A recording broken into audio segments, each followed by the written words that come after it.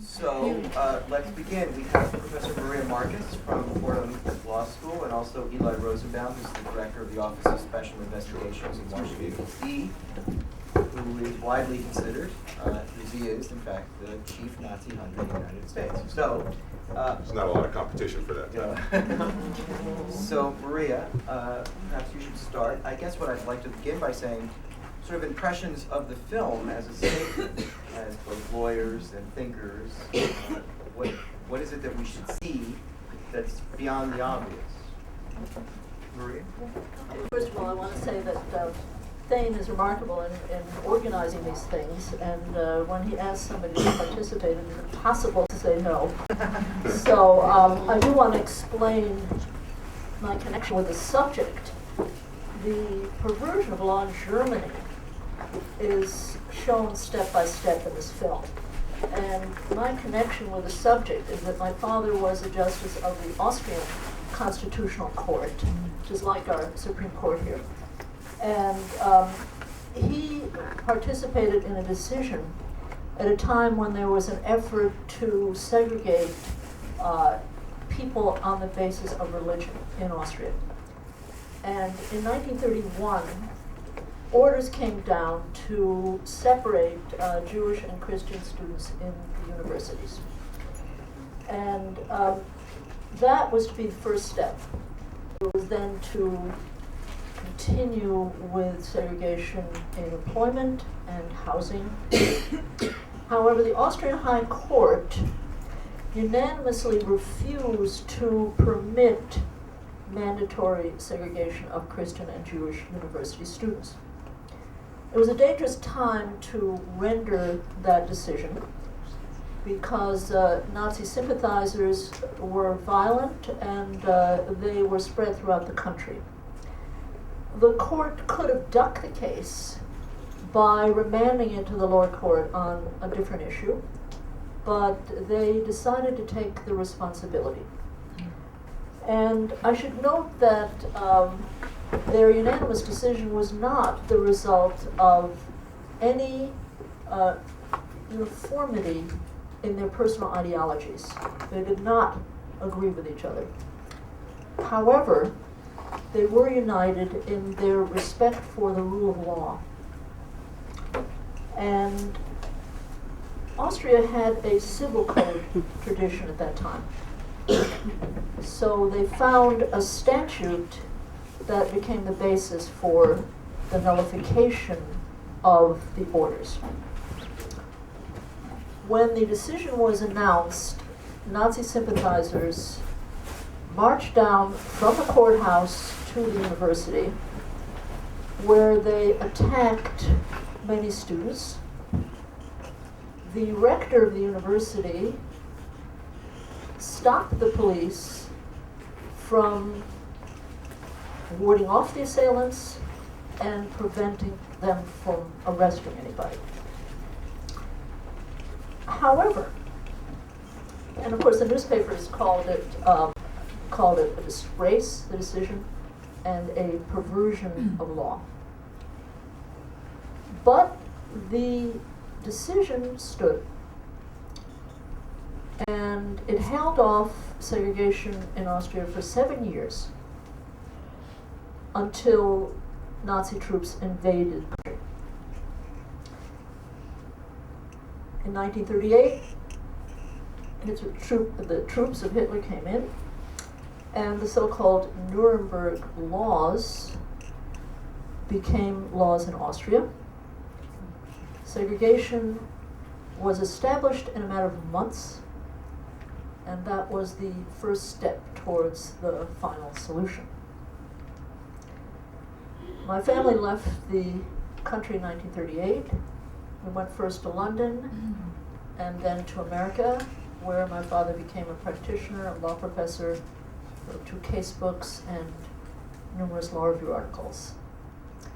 You might be interested in what happened in academia in Austria once the Nazis, with the help of local collaborators, took over.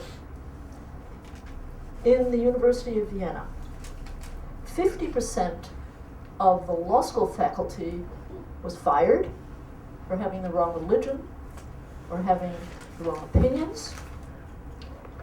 66% of the philosophy faculty was fired, and 50% of the medical school faculty was fired. There was only one discipline which entirely survived the purge. Anybody want to guess what that discipline was? Law. Christian studies. No? Law. Law. No, law was a 50% wipeout of the faculty. In fact, some disciplines disappeared altogether. Some scientific areas of inquiry were simply disbanded. Biology. No, no, Mathematics. no. History, exactly. Not one single history professor was discharged. So this movie is kind of a recreation of history, and certainly makes an attempt to show us how the various players regarded themselves. And I think for that reason, it educates, which is of course appropriate for a Fordham Law School Film Festival. So, I know. Great, thank you. Eli?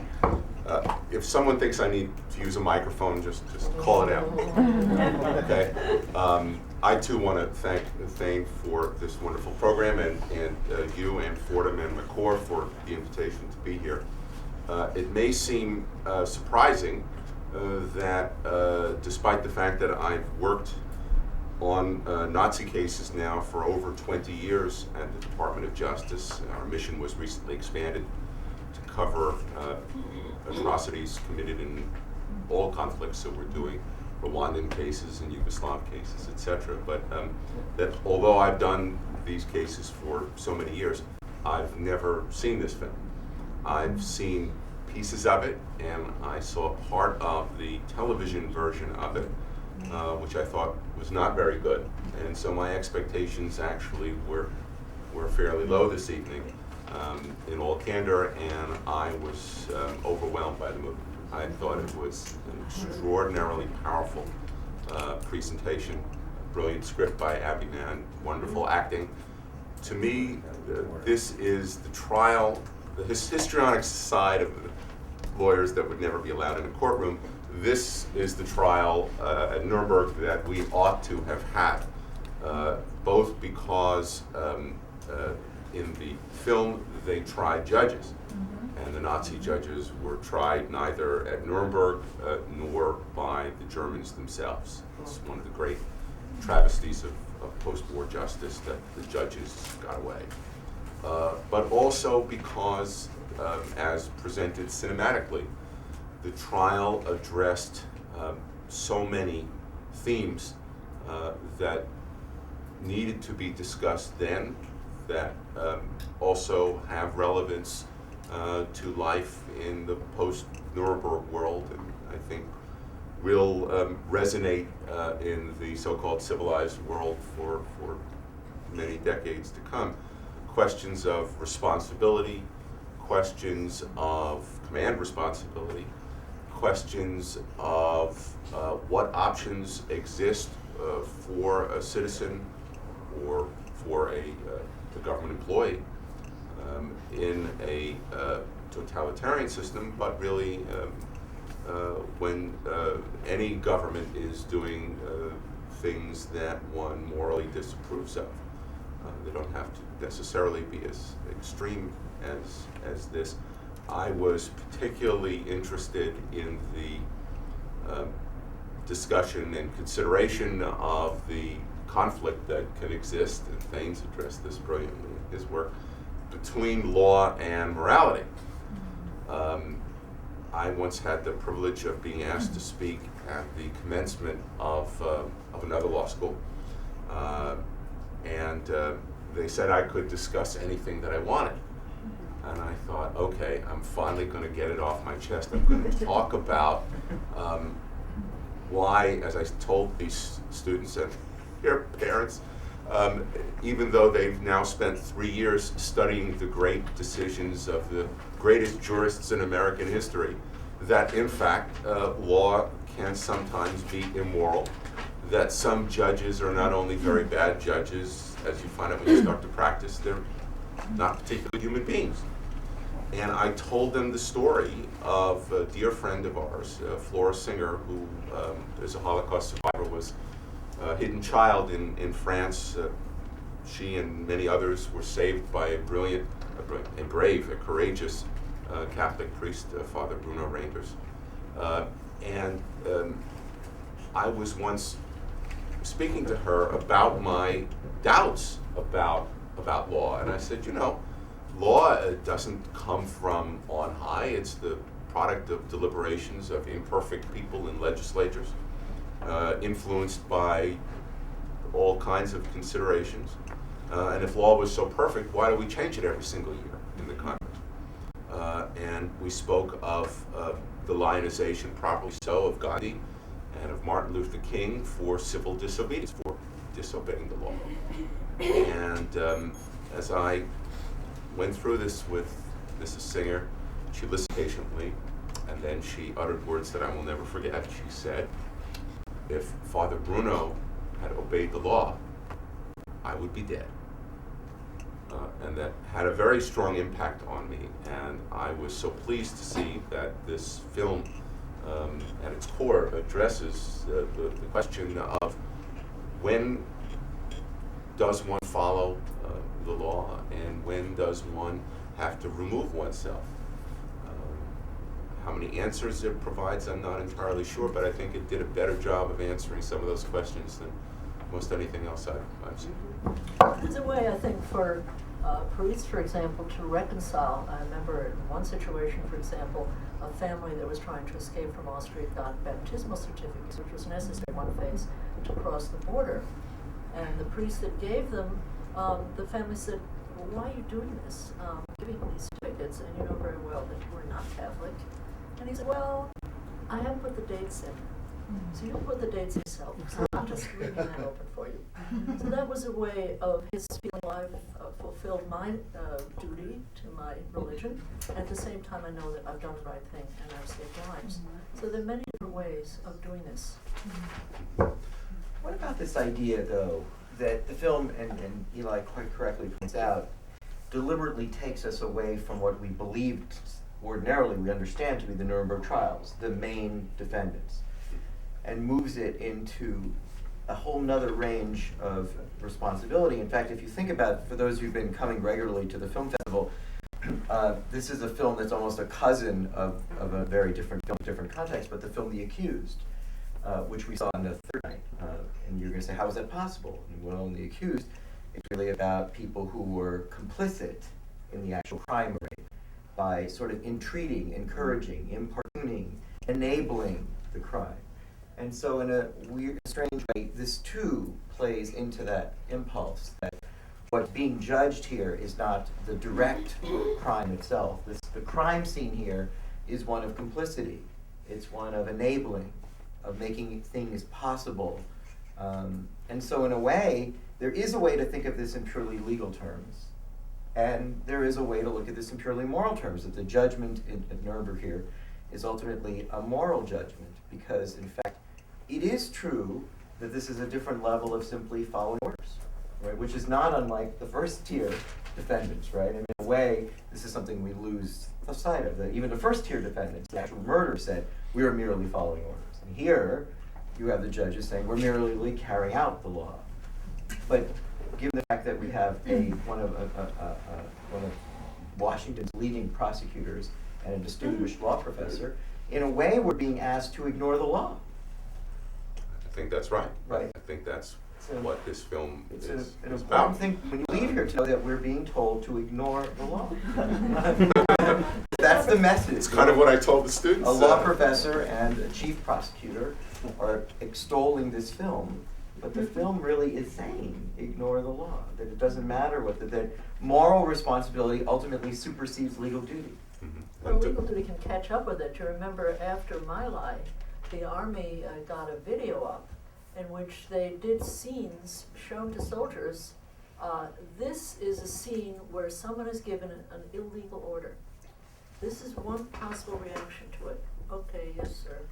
Here's another reaction to it. You are supposed to go to your immediate supervisor and say, I don't want to carry out this order, I think it's illegal. If that person turns it down, then you're supposed to go to the next up. So it showed various scenes, orders that were perhaps legal, orders that were borderline, orders that went over the line, and the idea was that the recruits were supposed to understand that they were not always to say yes, sir, and that there was a point at which they were supposed to judge for themselves, and the Army got that. Yeah, and I think our Army does a better job of that than most armies, but it's obviously not a perfect job. Yes, let's start out here. I'm not, I don't have intimate knowledge, but it was always my understanding, to talk to King, he never pled not guilty.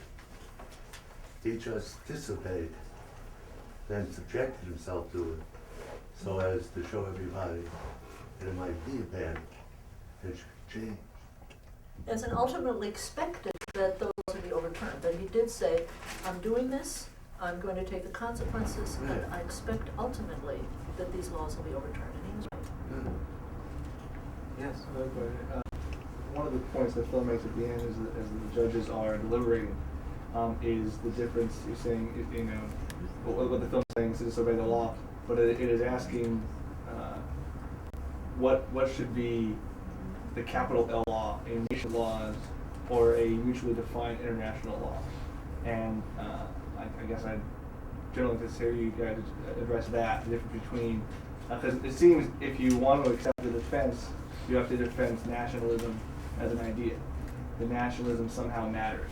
That it was good for my country should mean something. But and of course we're today going through international law debates very intently.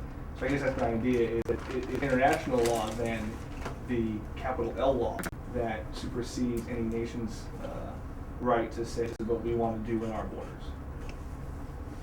Anyone want to take that? I'm at something of a disadvantage in addressing that. I'm not a political appointee, but I do work for the government. As you know, that would certainly not be the position of the administration, and I don't think it would yet be the position, or would have been the position of previous administration or any administration to follow in the near future. But clearly, international law is a developing field, and it is not one that is without support from the current administration, though it often professes not to believe it. We do support some of the international tribunals, particularly the one at The Hague and the one in Arusha. I think in the end there's no simple answer to this question other than that citizens have to wrestle with it continuously, and their representatives do as well. When I gave this commencement address, as I was writing it, I was wondering where the heck is going. Am I going to close by advocating anarchy?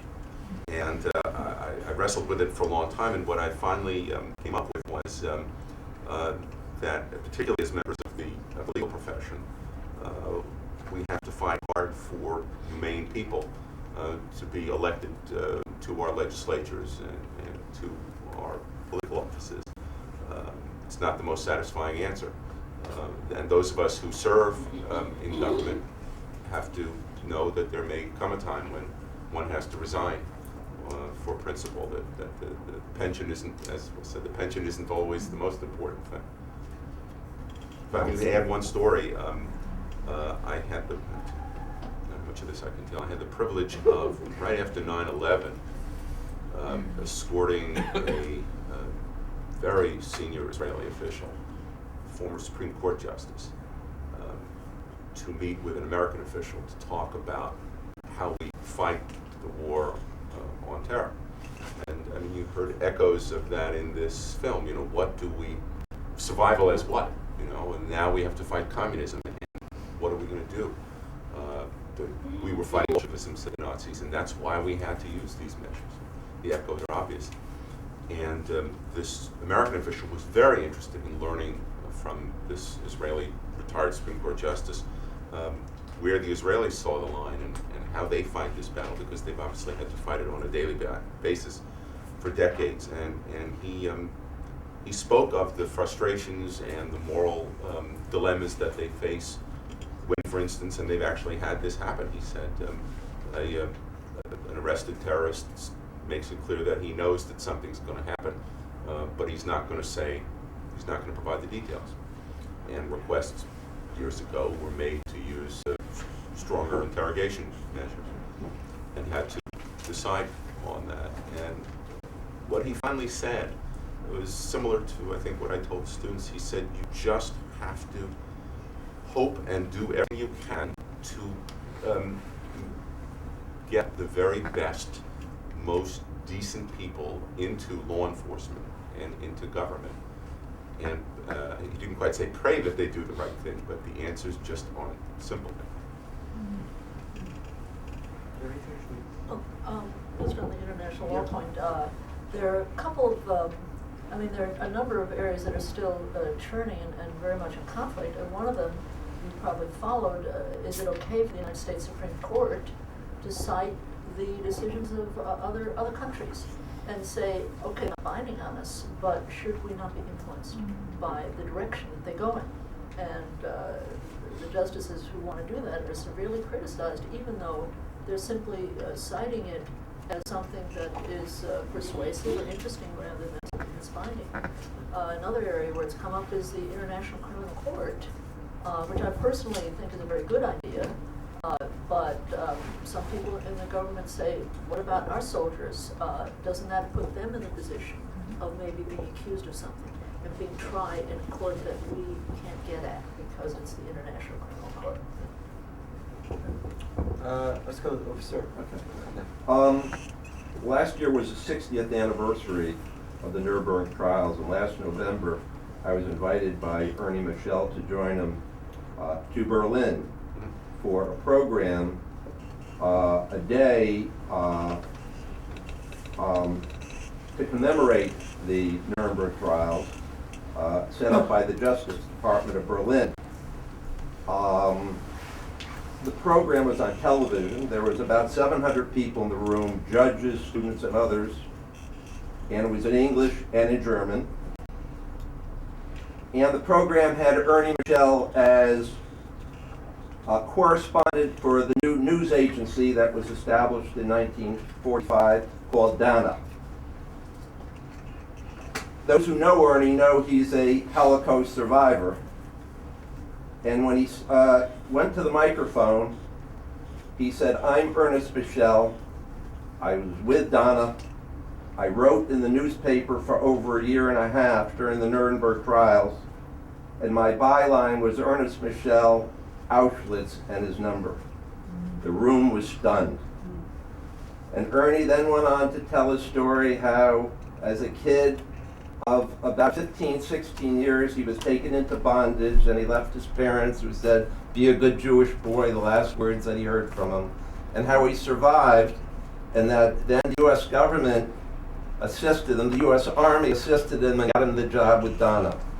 Well, it was very, very emotional. It was very interesting. It was really, Ernie made the particular day of interest. Ernie received a Doctor of Laws honorary degree from Yeshiva University in Chicago for his work on behalf of the world.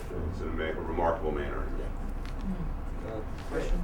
Yeah, when I read your job description, I was actually surprised that the US is still tracking down Nazis.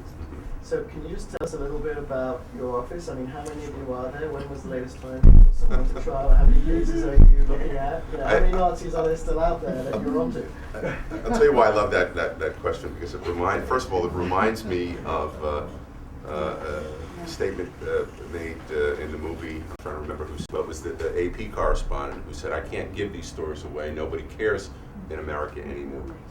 The United States... Jews care, yeah. Sorry? Jews care. Well, and there are people, in fact, who care. There are many people who care. But the newspapers don't care, for the most part, particularly in this city. And I think being a former New Yorker, I can say that.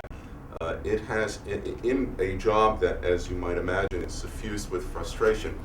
One of the great frustrations is the fact that we have the most active prosecution program in the world involving Nazi criminals.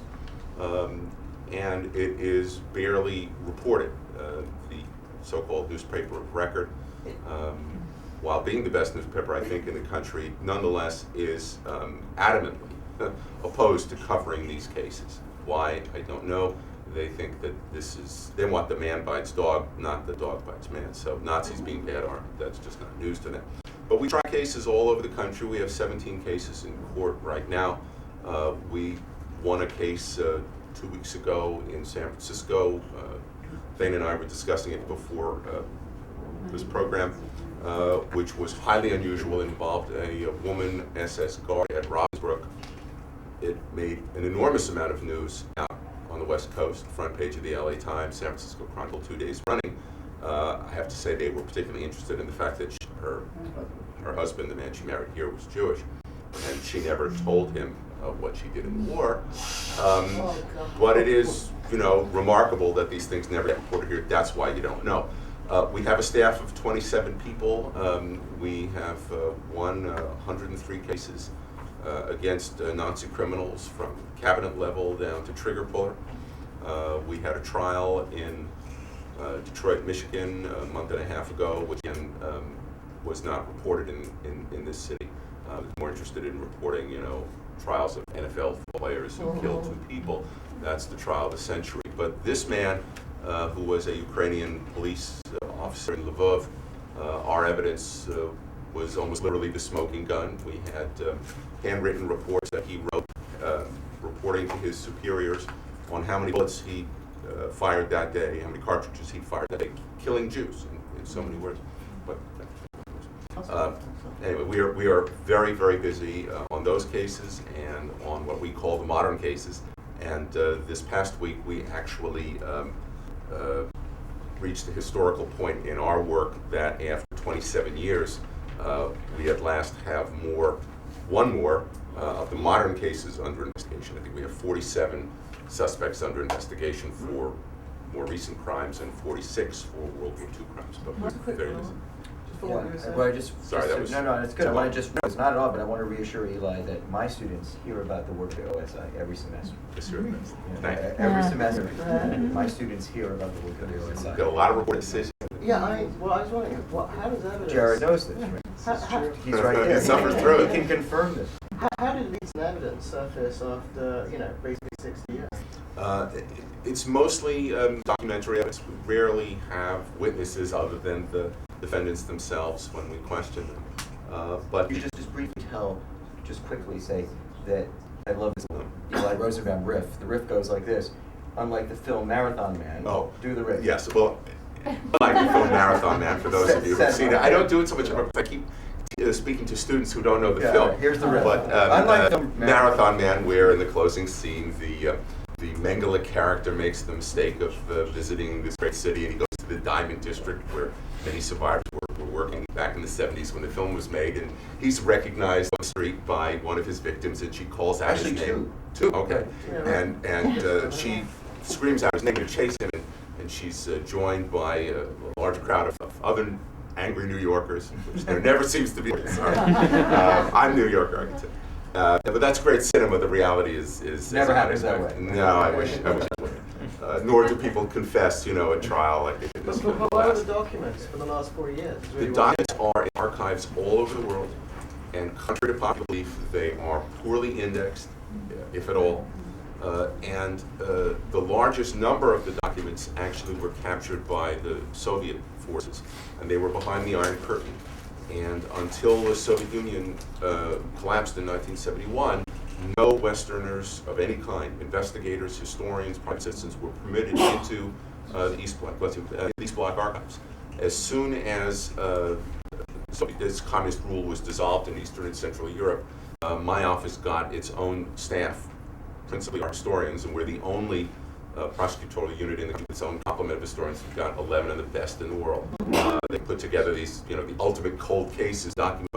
We got them into those archives, and they found treasure trove of evidence, and we've been mining that trove of, it's metaphor. Anyway, we've been exploiting that evidence as fast as we responsibly can. Yes, I just wanted to ask. I promise what you said. Yeah. It was very clear even 2 years later that there was a group problem in these kinds of cases. when you're introducing these sorts of evidence, can you talk a little bit about the challenge of proceeding primarily with documentary evidence and how you're able to introduce it? Well, the documents are really a lot easier to use than witnesses. You know, it can't be cross-examination for one thing. What we do, Nuremberg was based largely on documents, particularly the first trial. And as they found then, and we find in our cases time and again, the best evidence is someone's own signature on one or another document. We've had these kind of bullet reports that I mentioned. We prosecuted the former head of the Lithuanian security police for the Vilnius region. We had orders that he signed consigning named Jews to the killing squad, including a death warrant where a 6-year-old girl from a Kaplan hit us all pretty hard, hit the judge pretty hard. And we offer that evidence through the testimony of expert historian witnesses, not the historians who work in my office, but people like Christopher Browning, Raoul Hilberg, Richard Breitman, some of the top names, and also some very fine German historians who've come and testified for us, and we introduce the documents through their testimony. And so you're introducing, so as an example, they're testifying that that document is accurate as of that moment in terms of what happened. They're talking about the context of that kind of document historically. Well, and they know the events. They can testify as to the events generally that happened and how records were kept by the Germans or by one of the other Axis. And then maybe a handwriting expert that's sitting there. We've done that. We've done paper analysis. We've done handwriting. Yes, back you, sir. I have a question with the ongoing declassification.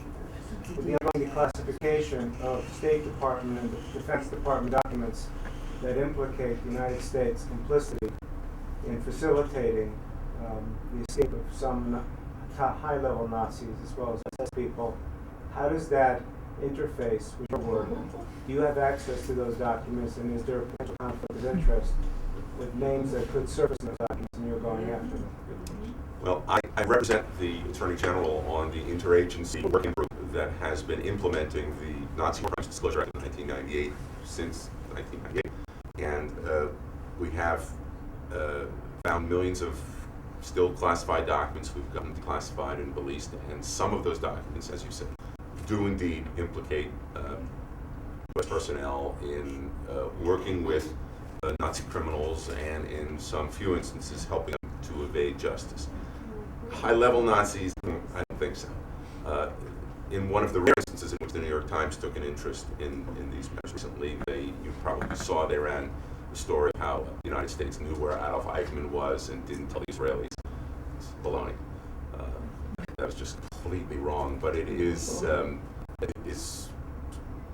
emblematic of what the general population has been led to believe. That story like that could be credited by editors at great newspapers. As to whether it interferes with our work, it doesn't. We've had to go to court and say, Your Honor, U.S. officials engaged in some misconduct in some cases, but that has no bearing on this particular matter. And we prosecuted people actually who were used by the CIA. Yes, right here. Yeah, you. Professor Marcus, I wonder if you could talk a little bit about, when I was reading the byline for this event, one of the questions was, how far does the blame go? And I'm in your class, talking about accessories and conspiracy. What do you think about, for example, this declassification of information? How far does blame go? And how far should we be trying to track responsibility for Nazi activities? Now, what's interesting is that there was so little effort, the so-called denazification process, both in Austria and Germany, was so quick. It was really a pro forma thing, and people were excused very rapidly when they had backgrounds which indicated a very deep involvement. And so even capturing that group where there was evidence, instead of saying, okay, the good housekeeping seal is on now, and you can go forth and as though you're bathed, and you're no longer getting anything. So even reaching that group would have been very effective, but in general that was not done. One thing that becomes, that we've all said is pretty clear is that Nuremberg was unique in the ways that the evidence was introduced, in the ways that jurisdiction was taken over certain people, and just in the ways that, in the law that was applied. And, the way that we discussed that in Human Rights and the Holocaust, was things that I was in things class, was, that this is an application of, morality first, basically. This is moral law. This is almost, super law, morality. But, from what I understand, the way that you, in your division, pursue criminals is sort of within the law. It better be. I'm in deep trouble. But, I think it's on immigration grounds or something. At the end of the day, and it's based around, these legal precepts, and we wouldn't go so far as to jail any of these people here or to. When we can, we do, and we have, but rarely. But so that being the case, I guess that, it's been again taken, and maybe as we saw for legacy, the movie basically says the legacy of Nuremberg is that people sort of shy away from that kind of application of justice. So when is that kind of court, and when is that kind of means of pursuing moral criminals appropriate? I'm entirely sure I understand the question, but I do think that the legacy of Nuremberg was interrupted in a very big way, so that there were no tribunals created on the Nuremberg model, of course, until the International Criminal Tribunal for the former Yugoslavia was created in The Hague a few years ago. And it was almost certainly the Cold War that was responsible for that. And again, there are echoes of that in this film, and there were, of course, moral issues at the first Nuremberg trial, as referenced in the film, about the participation of the Soviet Union in judging and prosecuting that case. I don't know that people shy away from it, and once the Cold War ended and the Nuremberg legacy could be revived, it was fairly quickly, and I think you'll see additional such tribunals in the future. In the United States, where we do have to follow domestic law, we have no criminal jurisdiction over what these people did. We have to try to remove them from the United States to countries that have criminal jurisdiction, such as Germany in particular. And I kept, when they were talking about morality in the film, I kept thinking about the moral arguments that we've had to make diplomatically. The biggest problem that we actually face in our work is arguably a moral one, at least in a sense. It's other than the ravages of time taking away our defendants and witnesses, it's that we find ourselves now unable to move defendants back to Europe after we've won our cases. We have, for the first time, an inventory of sorts of 7 people. We're ready to move out and have been ready in some cases for years. And we can't because the countries of Europe that ought to take them back won't. Germany, again, it's almost beyond belief that the country that ordered these people, or led them to commit these crimes, that paid them to commit these crimes, that gave them the uniforms, the instrumentalities of murder to commit these crimes, will not take them back. And it will tell you that as we've been trying to persuade them, and the Germans have responded in their diplomatic notes that they have no legal obligation, I found myself saying to the State Department, well, ask them about their moral obligation. And my State Department interlocutor said, moral obligation? It was very basic. Well, we don't talk that way. We don't raise moral obligations. And I finally got them to do it. It took a few months of beating up on them, and then they finally asked the Germans, well, what about your moral obligation? And the German response in writing was, we have no legal obligation. Is that a recent development? Because I thought you said No, it's been going on for years. Back, yeah. No, The Germany have jurisdiction. You said. They have jurisdiction, but they will not take any non-criminals back from the United States unless they remain German citizens, in which case they cannot keep them out because they have a right to. Romania is another example. They actually passed a law barring the return of Nazi criminals. Judge Kaplan, I would like to make a remark, and You'll excuse my English. Anyway, I would This like. is an appellate judge from Israel who's visiting here before us. Thank you. I would like to say something which my very great teacher, Justice Chaim Cohen, once said. And the film is really about Nuremberg against Nuremberg. The criminal court of Nuremberg, which we saw, against the laws created in Nuremberg, but both, excuse me, unconstitutional.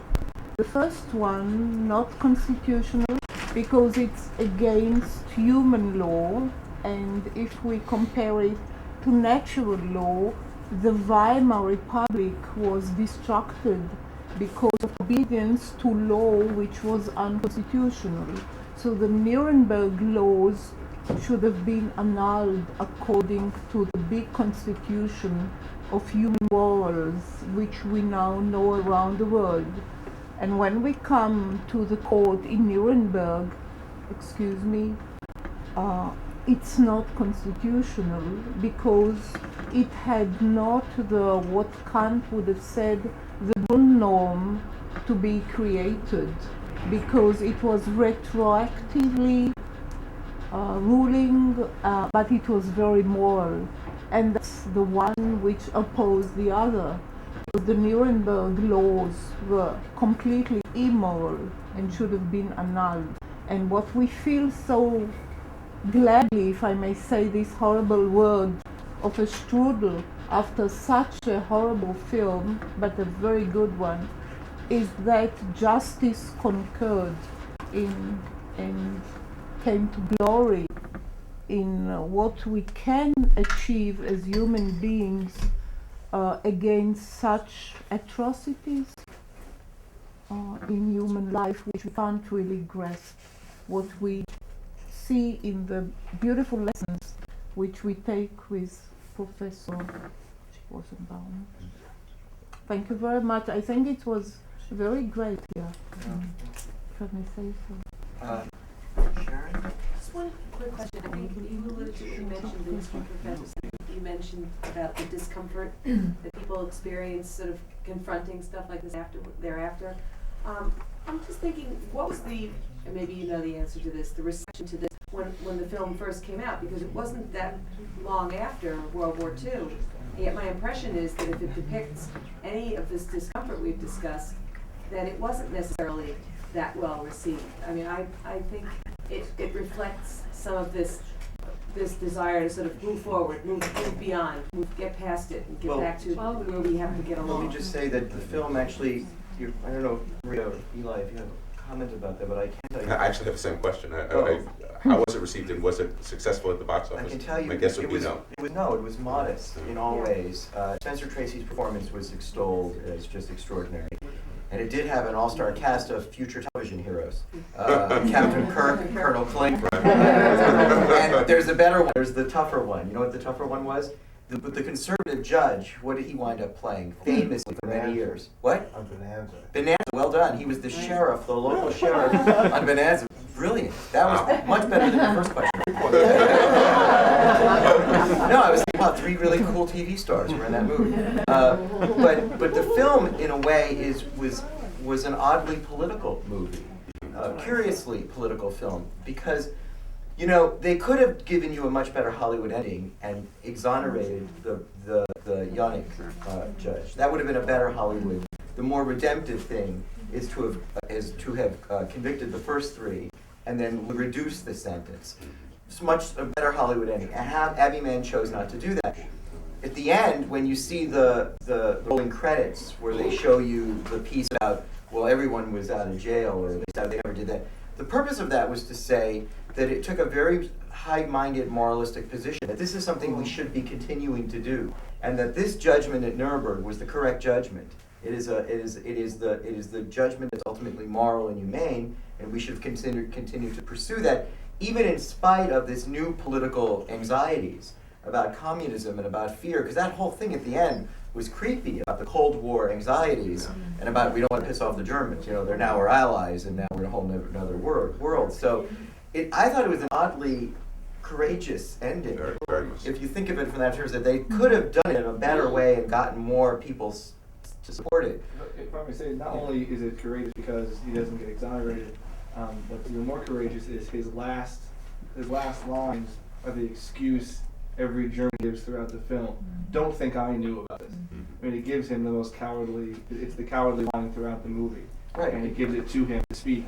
And of course, Spencer Tracy. Yeah, it puts the pressure endlessly throughout on taking a very insistent position that this level of complicity has no excuse, there was never a justification, and that the idea that you're following orders, that you have an affirmative obligation to reject what's illegal and what's immoral, regardless of the time in which you live, regardless in which the culture in which you live. This is the one thing that my students hear a little about, which is there is a moral relativism argument, which is the Germans are not like the Americans, you know. The Germans hold off, this is one of the great Nuremberg defenses, with following orders actually mean something in Germany. Where, like they actually mean it, you know, that there's a very high level of obedience to authority, and that the Germans took this position repeatedly. You don't really hear it so well done at home, but they were like saying to the Americans, look, it's easy for you to take the position, you know, in a pluralistic society where you're easy to call attention to other values. We don't do that. We simply follow orders. I don't think you got what we just said. We follow orders. That's never really explained here, that they took, and ultimately the judgment of Nuremberg is to say, that's not an excuse. We don't even care the logic within your own culture. We reject that. We say to you, there's a whole nother level of understanding and responsibility, and that's what we find ultimately. Yes? The film was made by a famous liberal director who did a number of other films, Stanley Kramer. And it was done at a time during a very liberal presidency. So the film may strike us as special today, but at the time there were a number of films like that being made, and the box office was not so much the issue, although Stanley Kramer liked to make money also. So certainly filmed it with box office names. All of those actors were big. And Marlene Dietrich was reviled in Germany, not only for this movie, but for her entire anti-Nazi career, starting in 1932. And she's buried there, but they wouldn't have anything to do with her for her whole lifetime. So the movie is a fascinating movie, and I thought extremely well chosen. Thank you. I think we'll take one more question. Oh, where's the student? Where? Right there in the middle. Where? Oh, right here. My comment was Go ahead. just also the ending. I found it very interesting that after the character makes a whole speech, we have to take responsibility. The truth has to redeem and people. We have to say it. At the end, he said, "You have to believe it was me. I know." After that whole speech, I found that very moving. At the end, he still says, "I didn't know." Just kind of what he was saying. For what it's worth, there was so much truth in this film about how the Western countries wanted to prop up Germany by stopping these Nazi trials because we had to focus on the Soviets. There was various kinds of truth. One of them was this constant plea that we didn't know. And I don't think I have enough fingers to count the number of concentration camp guards in my office's cases who told us, oh, I was just on the perimeter of the camp. I didn't know what was going on inside. Yeah. Sir, I was just thinking. You got it? That's that right. Okay, good. Yeah, I was just thinking. I keep missing your guy. Yeah, go ahead. At the defense lawyer, he accurately quoted Justice Holmes. Yes. So, actually, it isn't. They were following laws. Right. They were following the law at the time. Right. Now that's all they had done. Except that I think it's kind of clear there that the guy that they, was first beaten up and then sterilized, that he was not retarded, even though he maybe had gotten nervous when he was asked a question. And his mother probably wasn't retarded. So, you know, the idea is that these people wouldn't even fit Holmes's formula. Well, I don't know. I mean, it was years after the event. I actually thought that was honestly, I thought that was the weakest scene in the whole movie. It went on forever. It took forever, and I thought it was the weakest scene, especially the way he sort of unraveled and how they left that without any rebuttal to that. As if, oh God, the guy melted, he's obviously retarded, you know? And I just thought it was a really... sort of needless sensationalism. Exactly. It's in all other respects, and I would have surprised I agree with that the American, what the colonel or whatever his name, who didn't rebut that. He just, you know, his hands, the face fell into his hands and we're dead now. So all I'm suggesting is that if the case was just about the sterilization, it still was a bad law. Yeah. Although, the Maximilian Schell character, the Rolfe is his name, even at the end, he kept this whole emphasis of you too, America. You know, you too, your industrialists, your presidents, you too. It was endless. Your Supreme Court justice, you know, your Oliver Wendell Holmes. Don't quote us. It was this endless thing to say, you know, you do stuff like this, we do. It's this classic, you know, relativism argument that was uttered in a sort of a late 1940s mindset to say, if you're not going to go after the main murderers, then everyone else is in the same pool. Let's see, it's getting late, so let's just say, I think we should say, can you ask a very quick question? Well, I just had one sort of observation on Eli's office. I've never met you. I'm an immigration judge here in New York City, and there's a counterpart to the sort of work you do, where there is a bar to asylum for people who have been persecutors in their country, a line of decisional cases related to this, employees material support. Just interesting to have that come to mind. Yeah. Well, before you leave, a couple things. The film festival continues.